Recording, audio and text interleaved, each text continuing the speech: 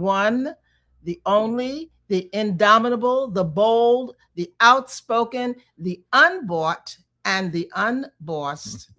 Humble servant, Charles Barron, and I deem it an honor to be on with my wife of 43 years, the stunningly beautiful, Thank you. the intellectually brilliant Inez Barron. Thank you so much. We're so pleased to be a part of Black Power Media Reloaded. We come to you each Thursday evening at 7 p.m. Eastern Standard Time, and we'd love for you to subscribe and support and share this information. Set your alarms so that you'll remember to tune in and hear what it is. We've got an exciting topic for you this evening, African Liberation Day. Yes. And we're going to be talking with two exciting guests. We have Margaret Kimberly and we have Cinque Brath, two exciting people who've got lots of information. But we'll be getting with them shortly. But right now, we want to have a libation. We know that we did not get here where we are today at this point in the movement along our journey to get to liberation without the sacrifices, the contributions, and all of the knowledge and wisdom that was given by our ancestors to get us to where we are. So we acknowledge them, and we want to take time to share this video with you. It's a libation video honoring our ancestors who brought us this far on the way. For African people, nothing important happens without a libation.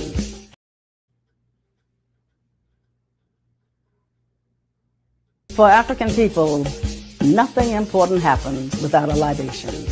And so for this very important presentation, we begin by the pouring of libation.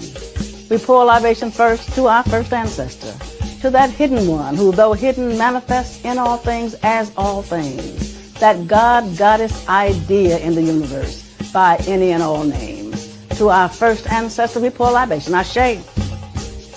We pour libation too to our ancestors because they were the first people on this planet, mothers and fathers of all mankind, flashpoint of the human family. To those ancestors, we pour libation, Ashe. Pour libation too to our ancestors because they were the ones who first gave birth to the idea of civilization, knew we would need a form of governance, and they nurtured that idea along the Nile until it reached its zenith in Kemet. There they built these gigantic monuments as evidence of that great civilization, and they carved instructions on the walls of temples and tombs for us, so we would never forget. To those ancestors, we pour libation, Ashe.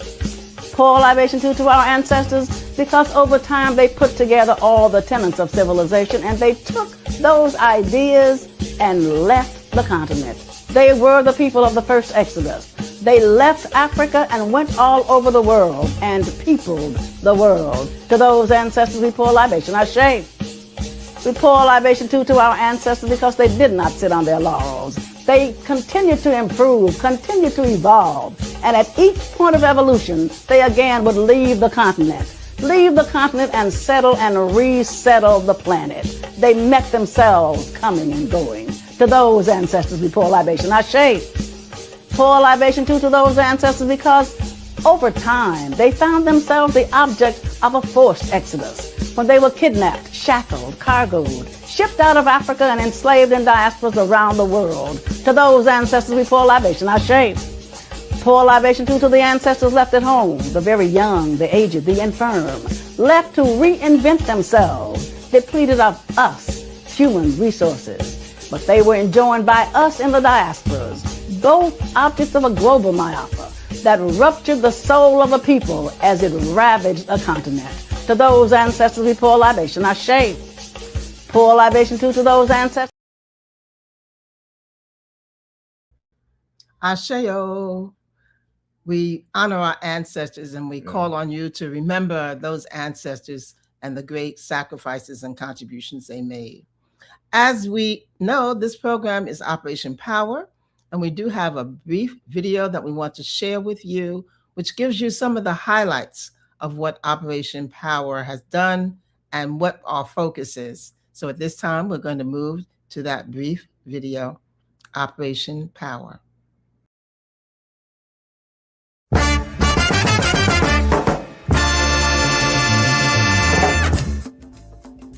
Operation Power stands for people organizing and working for empowerment, and respect. Operation Power is a grassroots social justice organization founded by local community stakeholders, which includes activists, organizers, and leaders who understand that the system as it is currently structured is destroying us and our communities. The system, the capitalist system, one that promotes human greed over human need, one that promotes profit over people, needs to be dismantled. These local community organizers recognize capitalism needs to be destroyed and replaced with socialism. Operation P.O.W.E.R was founded in 1997 with the understanding that uprooting capitalism needs to begin locally. Operation P.O.W.E.R understood that our communities are the perfect vehicle to dismantle this parasitic capitalist system brick by brick, and the economic, political, and cultural institutions and other systems in place in our local community infrastructure. Whether it's the local school board, community board, city council, state assembly, all represents mechanisms to control the destiny of our people. In 1997, Operation P.O.W.E.R launched the campaign Charles Barron for City Council that would lead to over 20 years of radical changes in the East New York community. These changes included over 20,000 units of housing affordable to our community, 3 $88 million schools, over $110 million secured and allocated for community parks, millions secured for library upgrades, and another $42 million for the construction of a new library. Cultural programs such as the Juneteenth celebration, Kwanzaa programs, and reinterment of Sankofa Park, securing thousands of jobs for local residents. We've secured political seats that include city council seat, state assembly seat, state committee person, male and female district leader, chair of the local community board members, campaigning and getting a judge from the community elected, county committee seats, block association presidents, tenant presidents, and much more. And all this was done while being Black radicals.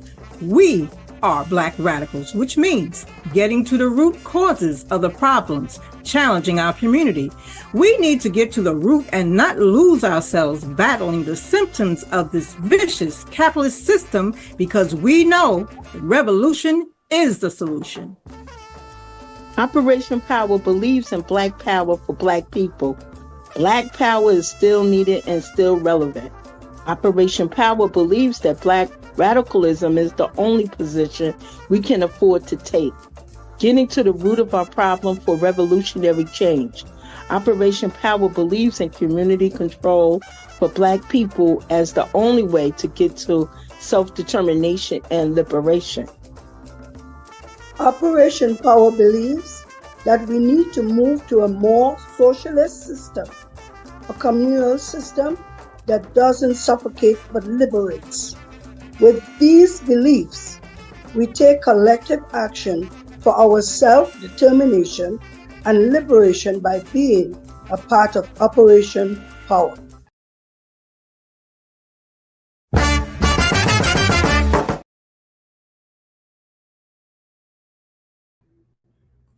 Thank you so much, Dr. Olubunmi. We're going to move forward. We have some books that you might have seen highlighted in the video about Operation P.O.W.E.R. There were 3 books that were highlighted in that video. And the first one is Speaking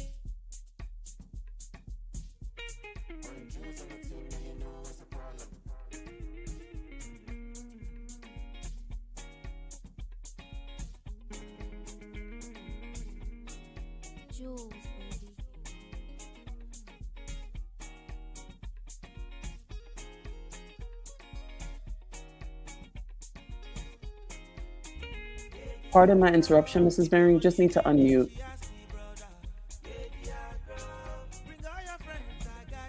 Okay. I'll just quickly Go back. That's good to hear. Can you hear me now? Can you hear me now? Yes, we can hear you. Okay, good. So the books we wanted to highlight were the ones that you saw on the screen. Speaking Truth to Power by Charles Barron. It's Not You, It's Capitalism by Malika Jabali. And the next three are a trilogy written by Kevin Barron. They're novels. And it's called Black Rising. Black Rising, The Threat, are the three books by Kevin Barron. And all of those are books which are available online through Barnes and Noble. So we encourage you to check them out. We're going to be talking about an exciting topic today, African Liberation Day, which was celebrated May 25th of this year. It's an annual event. It's a national, international event. It had its origins going back to 1953, and it evolved to be called African Liberation Day in 1963, when about 30 countries came together to commemorate it. And we're going to be talking with our guests about that. Charles? Yes, and it's an important event because in the United States in 1972, May 27th, 1972, we had African Liberation Day. You know, a lot of our people say, why am I dealing with Africa? What does that have to do with me in East New York or Harlem? And you know what Malcolm X said when people told him, you know, why are you going to Africa? He said, why, you left your mind in Africa and you need to get it back. But African Liberation Day occurred in 1972, which was a very interesting year because it was also the year of the National Black Radical Conference in Gary, Indiana, where over 10,000 Black people came together to talk about an independent party, an independent program and agenda. Of course, it didn't turn out the way many of us wanted it to turn out.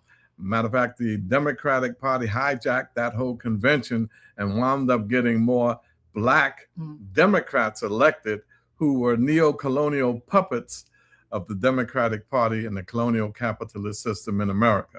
But African Liberation Day, I'm going to show you a film shortly, and then you'll see the importance of it connecting to Africa. Puerto Ricans connect to Puerto Rico. Asian people connect to China, Japan, wherever.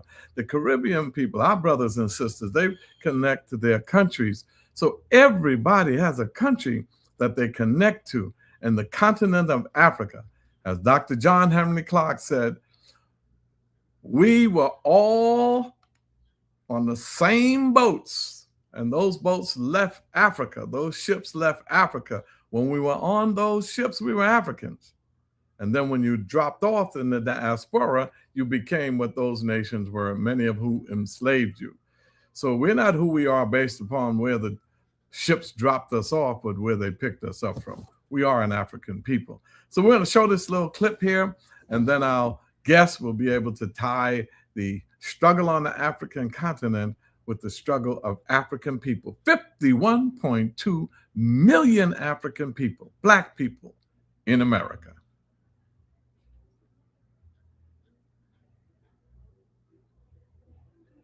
Olabumi, the film.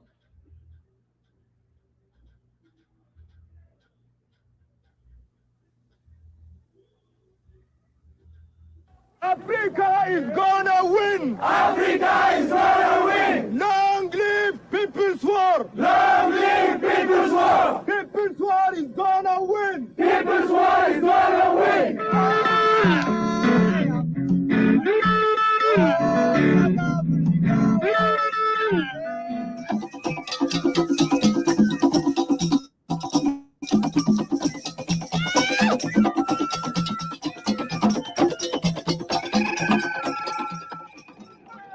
African Liberation Day, which is traditionally celebrated throughout the African world each May 25th, was the occasion this year for the largest all-Black assembly ever held in Washington, D.C. More than 30,000 Blacks, representing a wide cross-section of political ideologies, gathered at the culmination of a two-day conference on Africa. The underlying themes behind the conference and march were to heighten the awareness of Blacks in this country to the plight of our brothers and sisters in Africa, to create some ongoing organization that would actively aid black freedom fighters in those African countries still under white colonial rule, to begin to link our future as a self-determined, free people with that of Africans, and to begin to act as a unified body of blacks who will influence U.S. policy towards Africa.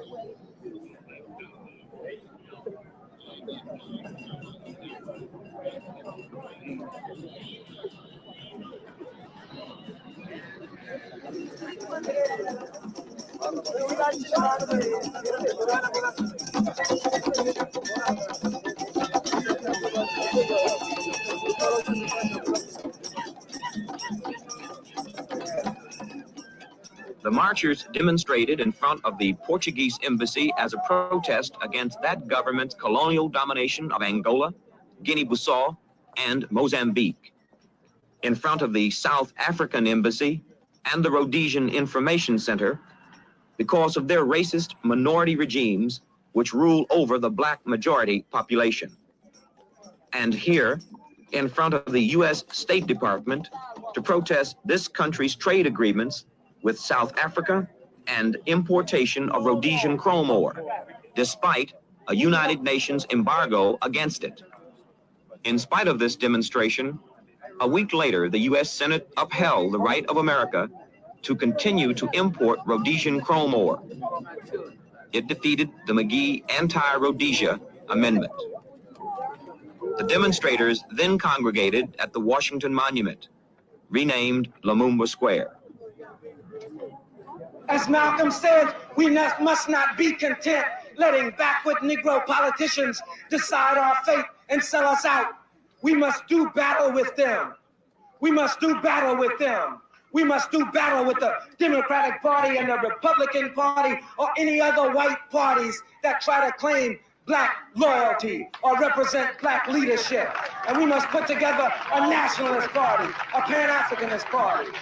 What the National Black Political Convention tried to do in Gary was to set out on the course toward creating a political structure that has a black value system, a political structure that can move the masses of the people, a political structure that understands Pan-Africanism and the struggle all over the world to unify African people and to liberate the continent of Africa and to create self-determination for African people wherever they are.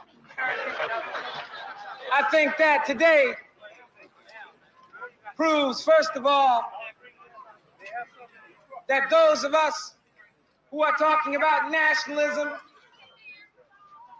and talking about Pan-Africanism, that there is a constituency for that. There are over 25,000 people here in Washington today talking about nationalism and Pan-Africanism, talking about African liberation.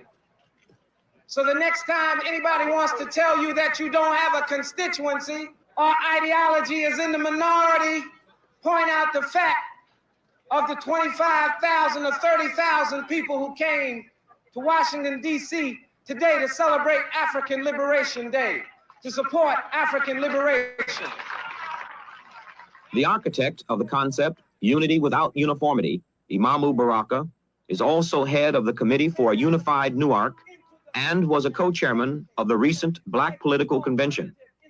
He has evolved as a leading spokesman for Pan-Africanism and Black nationalism.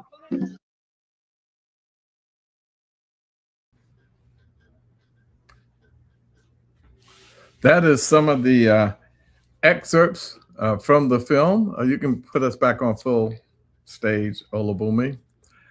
That's some of the excerpts of the film. In that film, Ilombe Brath was there. His son is on. You know, if we played it further, you would see Ilombe. You can put us on the screen fully for now.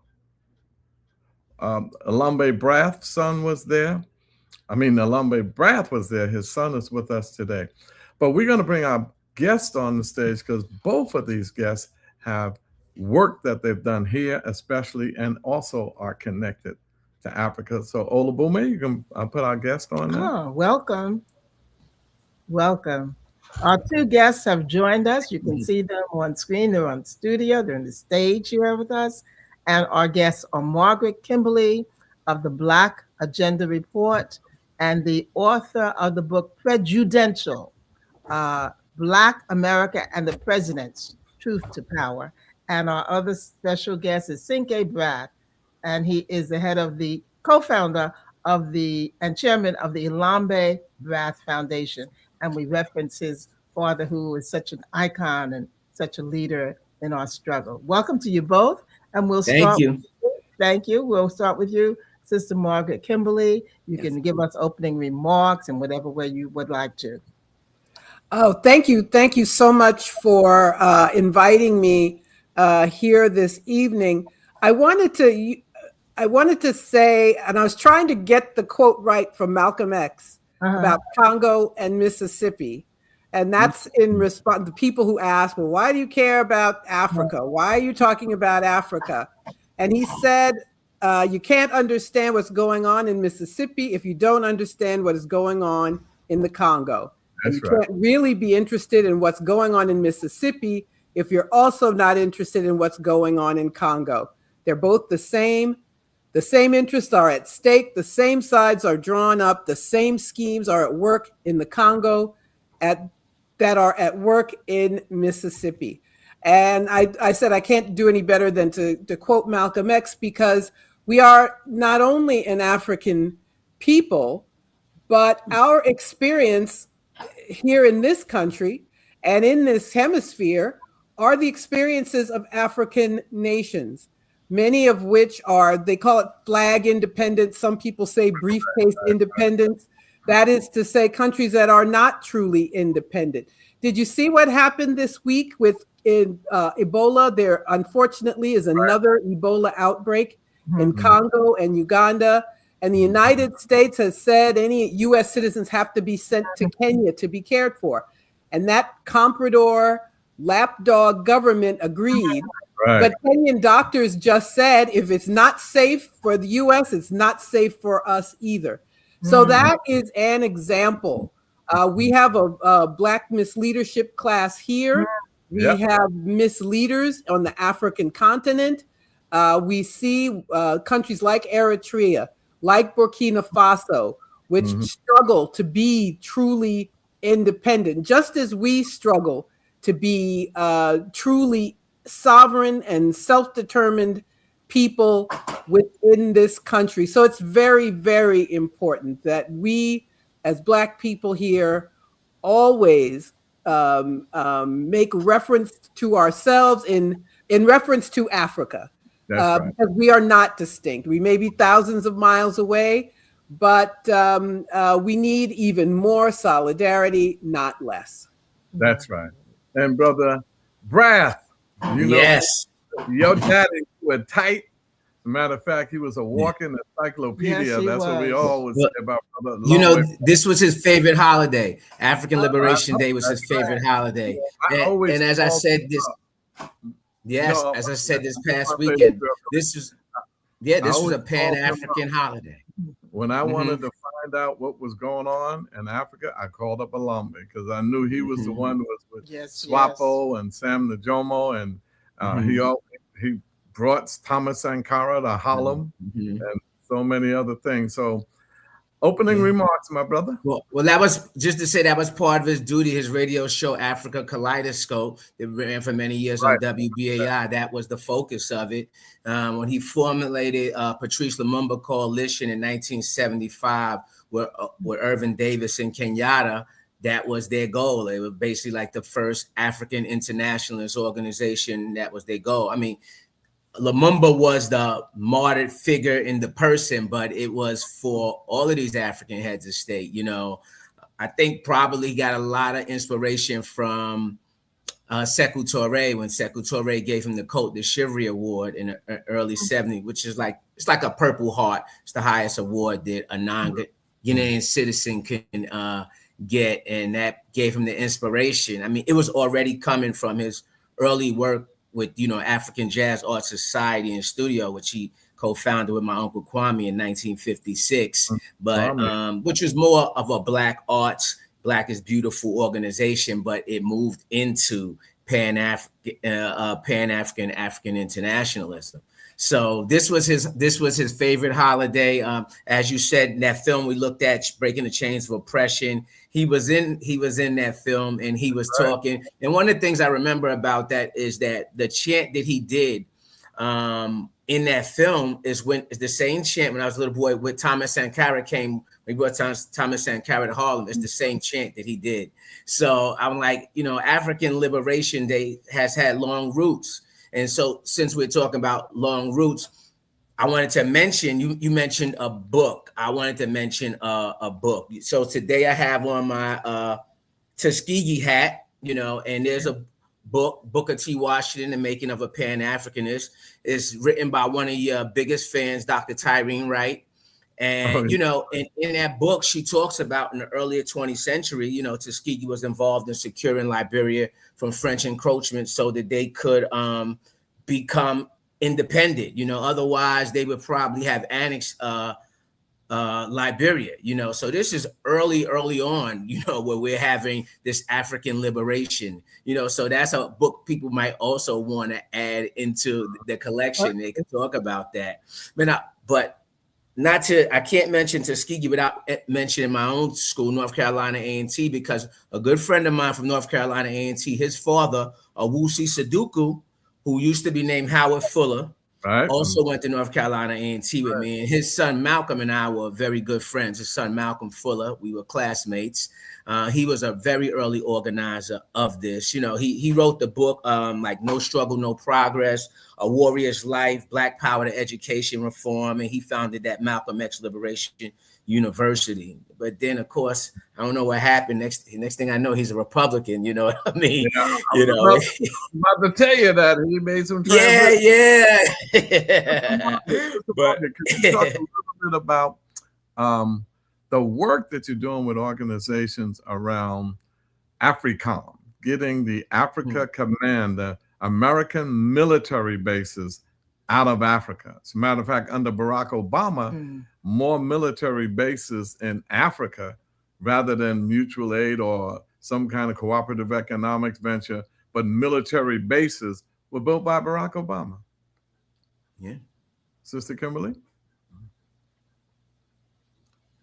We can't hear you. Here I am. I'm back. Yes, AFRICOM, the U.S. Africa Command, became in existence at the tail end of George W. Bush's administration, but you're right, it's Obama who really increased funding and increased the military presence in Africa with AFRICOM. AFRICOM took the lead in destroying the state of Libya, for example. So you have this situation where African countries cannot be sovereign as long as they have U.S. bases and U.S. troops throughout the continent.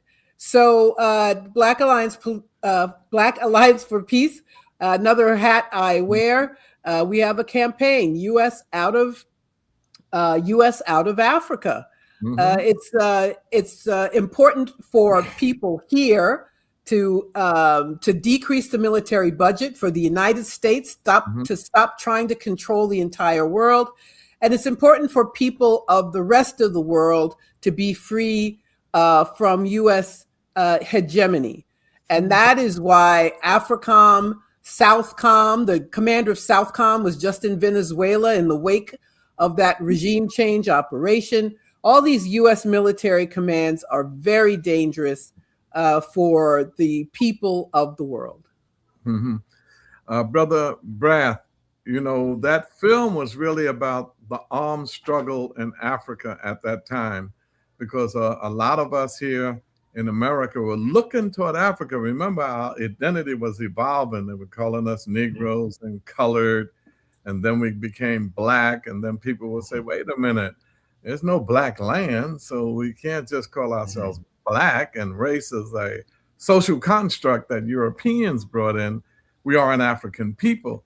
So talk a bit about the importance of that African identity, yes, but also the fact that your father and yourself now really highlight some of the revolutionary movements that occurred in Africa in the 60s and are being revived now in the Sahel states in West Africa. Yeah. Well, what I'll say is that in 1959, they had a convention to abrogate the term Negro. Carlos Cooks was the one who spearheaded that event. And, you know, that's when my father's first organization, they were not always African Jazz Art Society and Studio. They became that in 1959. In 1956, when they were founded, they were just Jazz Art Society. You know, they still had the same goal, but they did not have the African part in their title of their organization. They became that, you know, in 1959, because it was a way to, you know, reaffirm in early 50s, you know, people like, y'all crazy, y'all talking about y'all Africans. But yeah, in the 1950s, they said, no, we are African people. You know, they began to say that after that convention. They wanted everybody to recognize that, because, you know, earlier you said Puerto Ricans connect to Puerto Rico and other people, but, you know, Puerto Ricans were connecting to African Liberation Day also. Carlos Cooks, the one who did this, was a Dominican. He's connecting to African Liberation Day also. So all of our groups were still connecting to African Liberation Day. The film also, you know, there's a point in there that I've always been curious about as many times as I've seen the film. They say that it was renamed to Lumumba Square, like over at the Washington Monument. I never could tell if that was sort of colloquial being said, because all the times I've been in DC, I never checked. You know, it's kind of like when D12 had Frederick Douglass Square up there. I thought that was official. I never knew that they just took that there. But even here in Harlem, a lot of people, I mentioned the other day, we have Africa Square right at the Harlem State Office building where all our political leaders connect, right? Says all four of those corners, each one says African Square. That used to say African Liberation Square. Because my father told Percy Sutton then, and you see the picture of the ladder, we want to keep African liberation on everybody's mind. So being that was the most popular destination, it was right across where the street speakers and everything, he had Percy Sutton, because at that time, it was the borough presidents who would do the street namings. That's why you see him and Percy Sutton up on a ladder, and then you have some Garveyites under, they say Africa for the Africans at home abroad underneath the ladder. It's changed now. It says Africa Square now, but it used to say African Liberation Square. And that was to change the consciousness in the minds and let people know, listen, we got countries in Africa that still need liberation. You know what I mean?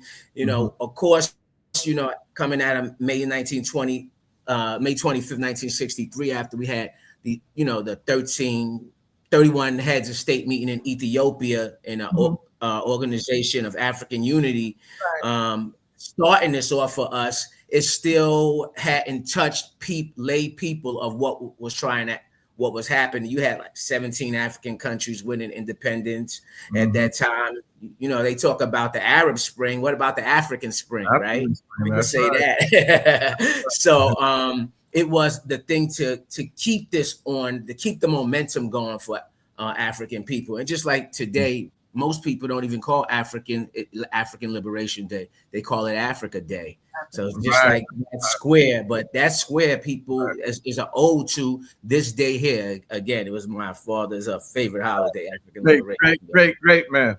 Margaret, you mentioned something, and I wanted to explore it a little more, the Miss Leadership class. And you also mentioned the, even in Africa, Dr. Osachifo Kwame Nkrumah wrote a book, Neo-Colonialism, the Last Stage of Imperialism. This whole concept of neo-colonialism, it's not only in Africa, but it's also domestic neo-colonialism with the Miss Leadership class. So if you could just get into it a little more, neo-colonialism and some of the puppets in this country and in Africa. Yes, well, you know, we are a colonized people. And so that many of the so-called leaders are the colonial overseers, the buffer class. You could call them many different things. But I mean, you were both elected officials, so I don't have to tell you about how the system works, how people get into office, who gets them into office, and it's rarely anyone who's working on behalf of the people. That's correct. Look at New York. We have black borough presidents, the leaders of the state Senate and the Assembly. And you would think that Black people would be doing much better as a group. But like other elected officials, they don't work for us. They work for the donor class. That's right. And that is why we remain colonized, as our neighborhoods are lost through gentrification. Deed theft is a big issue nowadays, something that's been going on for a very long time. And there are simple things that these so-called leaders could do in order to prevent this property loss, in order to protect our community. So it's not just, I live in Harlem. I've lived here for 40 years, and Harlem gets whiter and whiter and less Black every year. And I've said to people, they're the Pilgrims, we're the Indians, and you see how things turned out for indigenous people here, despite their great resistance. So we have these folks in the Black Caucus, various Black caucuses, but what do they do for the people? And unless you have folks who are grassroots organizers like yourself in office, you get into office precisely because you will not represent the interests of the people. That's correct. And so and it's not just elected officials, it's these organizations that get a lot of money. It's the people who get the big jobs. They're not beholden to the people. So no matter how many Black faces there are in high places, we don't have very many people who actually represent our interests. And that's the same thing that we see around the world. I was recently in Kenya, where the President William Ruto welcomed the president of France, who's allegedly going to help Kenya. Excuse me. And this Africa Forward Summit. Basically, it's a lot of giveaways to French corporations. And I was there at a counter summit, Pan-African Summit Against Imperialism. But that is what happens unless you have liberation movements, strong liberation movements. That's true there. And it's also true here as well. Well, Margaret, one more thing, and I'm going to get right to you, Brother Sinku, to talk about some of the present liberation struggles, particularly in the Sahel region. But the Bandung Conference in 1955, when this was considered, or the world was considered, a bilateral world, Russia and America, so a non-alignment movement, those who were not connected to Russia or America. And they had a conference in Bandung, Indonesia, of Asian and African nations in 1955. Shortly after that, Kwame Nkrumah liberated Ghana, no longer the Gold Coast, in 57. So talk about how the liberation struggles of those times, and then I'm going to let Sinke talk about the liberation struggle in the Sahel of these times and how those things evolved and developed. Oh, still me? Or yes, yeah. I'm gonna let the young blood do the latest part. Okay. Well, it's I have a lot of some sadness in thinking about the hopes that people had in the 1950s, struggling to be independent away from the two poles of the U.S. and the Soviet Union. And the U.S. defeated the Soviet Union, and that was a great disaster for the whole world. But it was still important. We cannot say that it failed. We saw nations leave the worst parts, I suppose, of the colonial relationships, although it did not end. But there was great hope after World War II, when colonized people saw their colonizers dying on the battlefield. They knew they were weak. They knew that Britain and France and all these countries weren't as powerful as they had been led to believe. And it gave people inspiration and hope that they could free themselves. And in many cases they did. But these colonizers don't change. They don't just give up easily. They didn't say, oh, well, never mind. We'll let these countries be independent and we'll just go away and let them do what they want. No, to this day, their goal is to keep colonial control. But that's why it's so important for us to support the Alliance of Sahel States, to support nations like Eritrea, to support movements in these supposedly independent but not independent African states, and to support people who are striving for self-determination right here. Very important. Brother Brath, you know, in the Black Panther Party in the 60s, where I got most of my political education, people like Ho Chi Minh was a hero of ours who liberated Vietnam, and Kim Il-sung, who liberated North Korea and Korea. And then we looked at the African liberation movements of Kwame Nkrumah in Ghana, and Patrice Lumumba in the Congo, Julius Nyerere in Tanzania, and Bambala in Algeria. And then, of course, you had Sekou Touré in Guinea. Now, they had that, but they didn't get a chance to complete the revolution before there was a counter-revolution that took most of them out of power. And all of them were talking socialism. I mean, the whole world was moving toward socialism. 60% of the world was moving toward socialism. But then there's been a counter-revolutionary movement that now assassinated Lumumba, took Kwame Nkrumah out of office, and he wound up being a co-president with Sekou Touré in Guinea, and they took Bambella out of Algiers. And now, when we came into the 21st century, we had a bunch of neo-colonial Black puppets, particularly in the Sahel region in West Africa. However, there were some bright spots. How about that? Ibrahim Traore in Burkina Faso. And then we had Simeon Goita in Mali. And then, of course, Tchiani in Niger. So about that revolution where they said, America, France, get the hell out of Africa and leave the gold behind on your way out. I think that they have their eye on the prize, and it is very important because a lot of places, as Margaret mentioned, we going backwards. I mean, I was looking the other day. I don't know if you all are aware that President Macron was talking about. Macron was on TV talking about he is the leading Pan-Africanist. Macron of France, their president, said he's the leading Pan-Africanist, and he points to Ruto in Kenya as having his back and agreeing with him.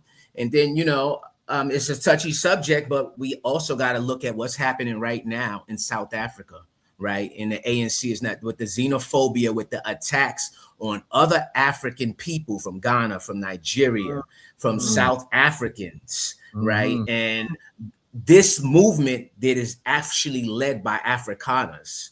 And also what we're seeing there is that although they are with impunity, targeting Africans with violence, when they make that same, without no arrest, no fear, when they make that same move against Asians, they're arrested.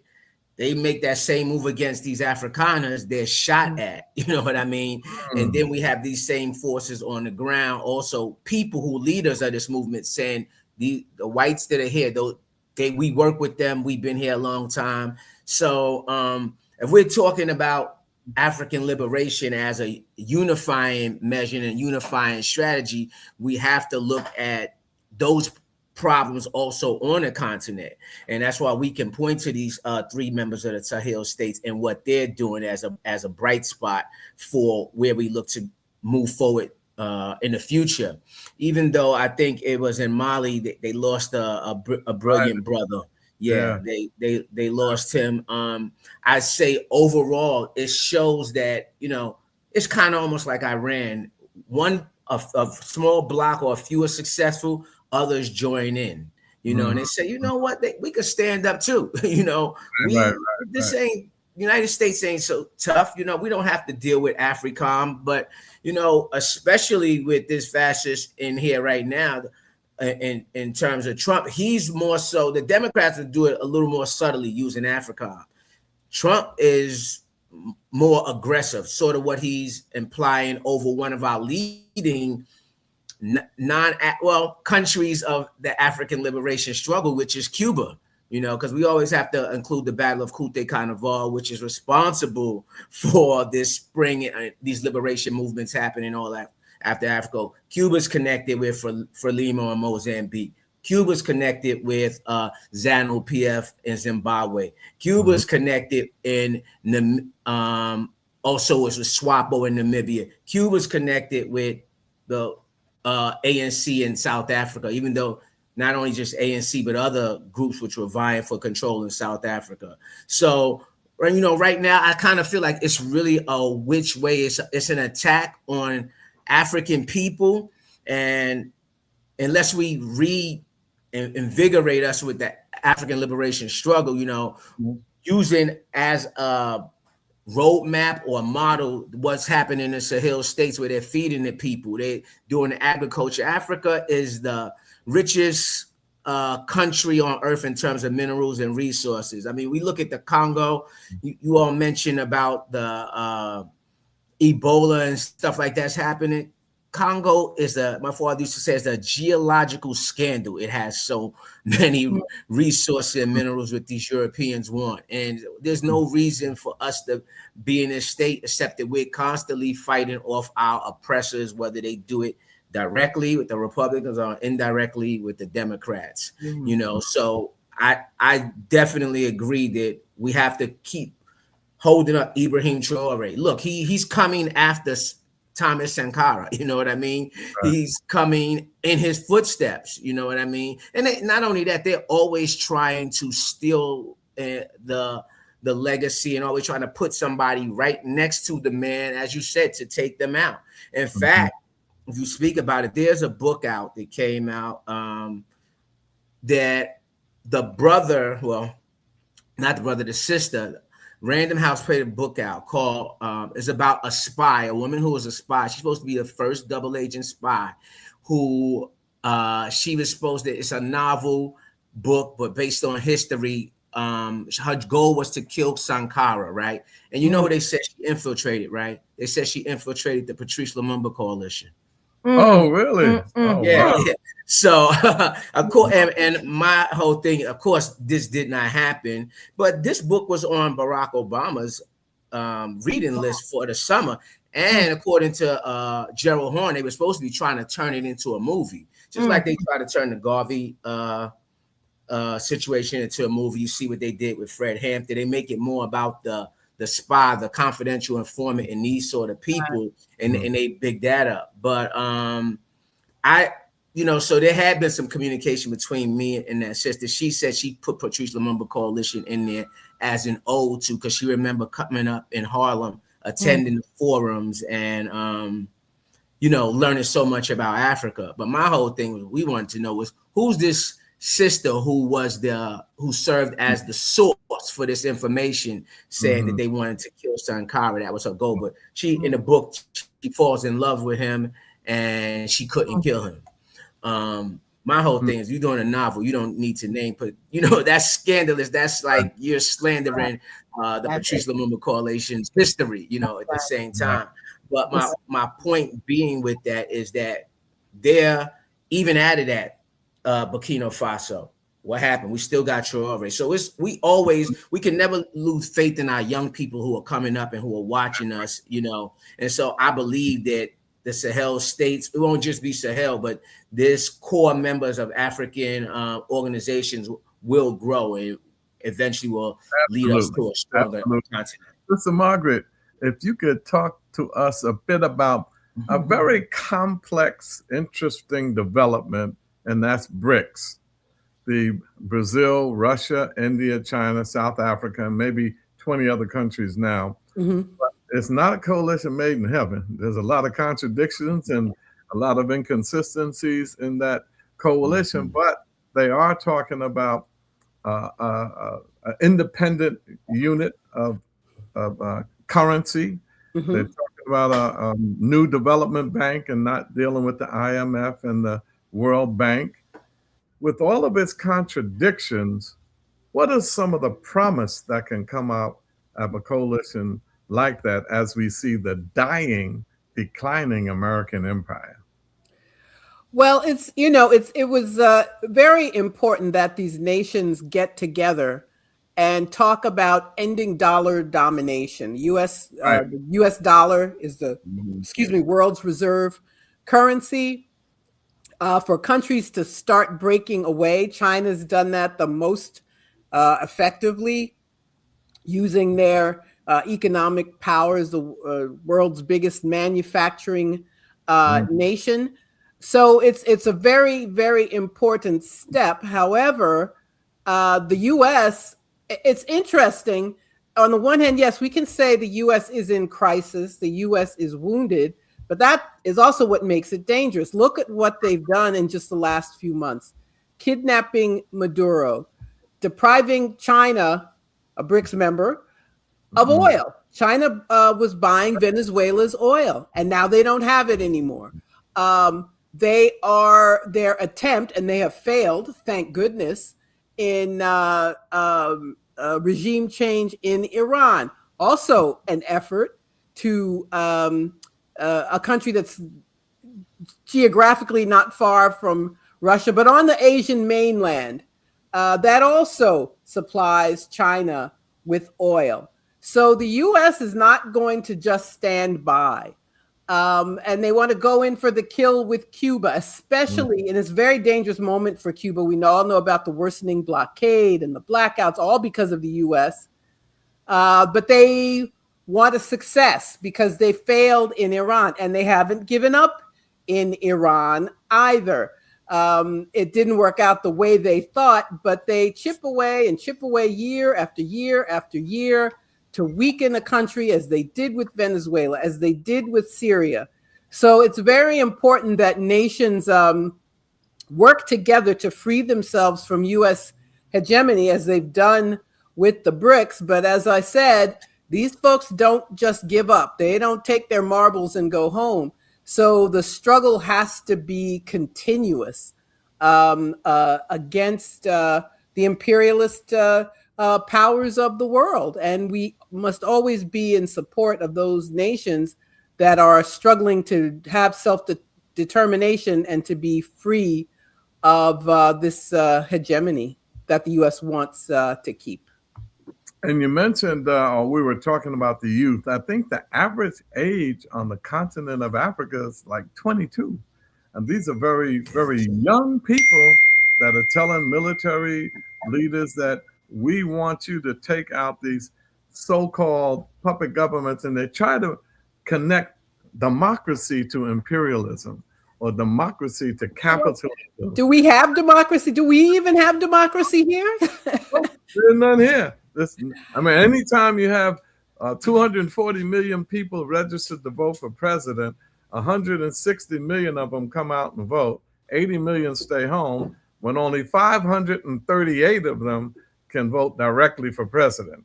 Yes, and I want to say this about, Burkina Faso is, and youth in Africa, it's been a great inspiration. A friend in Nigeria was telling me that young people all over the continent are saying, well, if they can do that here, why can't we do that? If they can do that there, why can't we do that here? So every success builds upon itself. And to see this country in struggle that has removed itself, or is in the process of removing itself from Western domination, although we've seen in Mali is under attack. They've even sent Ukrainians. They've armed these jihadists who they armed against Libya. So they're constantly at work to try to undermine revolutionary movements. But that makes it all the more important to be in support of them. That's right. Well, we're running out of time. We got about 5 minutes left, but you did mention South Africa, Brother Brath, and I remember the support we gave to the Pan-African Congress of Azania and Mangaliswa Sobukwe and David Sabeka. He was also the UN rep. But in South Africa, what about the heroine, Winnie Mandela? You know, a lot of people don't lift up Winnie Mandela because she stayed the course. She stayed the course as a revolutionary, and they wind up Bishop Tutu and all of them attacking her instead of apartheid Zionist fascist pigs. Go ahead. You know, I agree. I am a big fan of Winnie Mandela. And I think Winnie Mandela understood something early on. She understood what the United States was doing in terms of how they operate. You know, when I used to be on 90.3 FM, we used to have a show called The Communicators. It was founded by Wayne Grice. I used to be on with brother Leroy Baylor. And we interviewed more than once a brother, well, not a brother, but a good guy named John Perkins. He's the author of a book called The Economic Hitman. And he talked about what the United States does if you do not give up your resources to them. He talked about whether it's the Middle East, whether it's Latin America. You know, he's basically consultant, international consultant for them. You know, he talks about they'll kill you. You know what I mean? Whether you're no matter where you're at, their goal is if you're not agreeing to. And the bottom line is this: what they want is. They want those who have the avarice, the greed, to hoard the wealth for themselves. If you're trying to use it for your people in a socialist sort of way, you gotta go.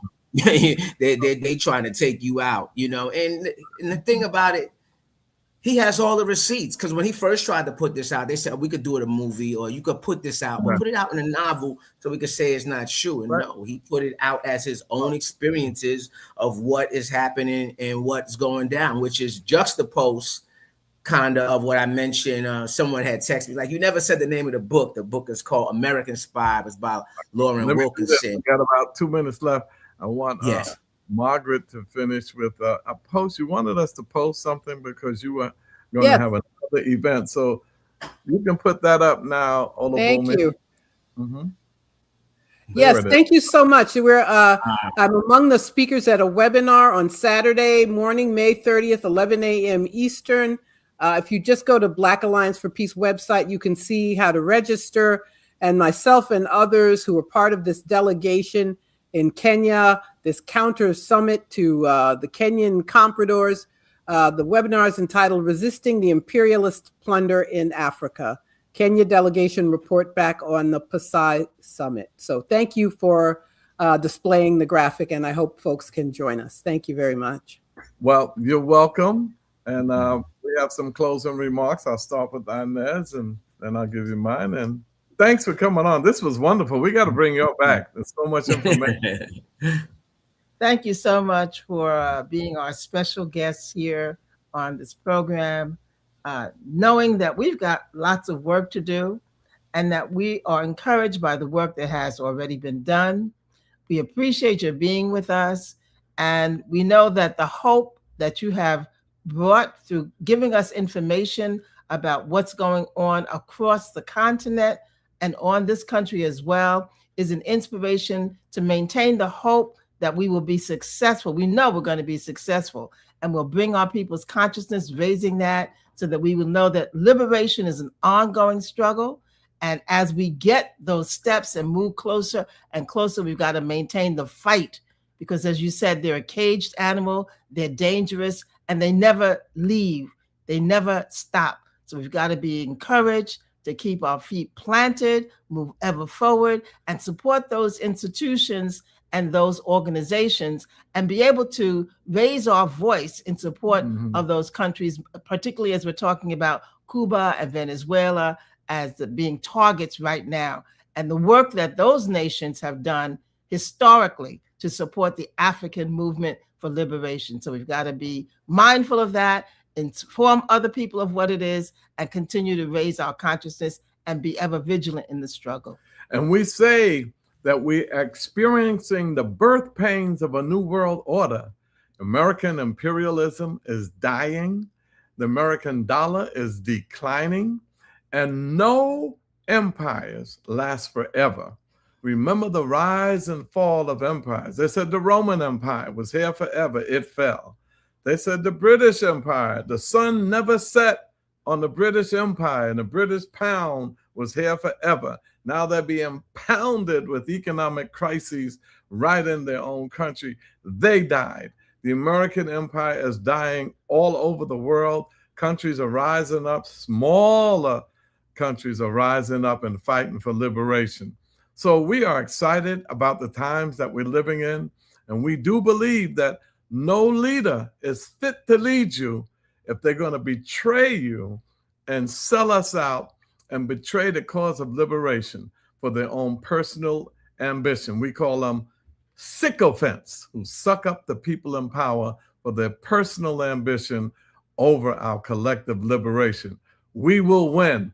Our struggle may be long, but our victory is certain. And we say each and every week, the truth shall set you free, and power is the great equalizer.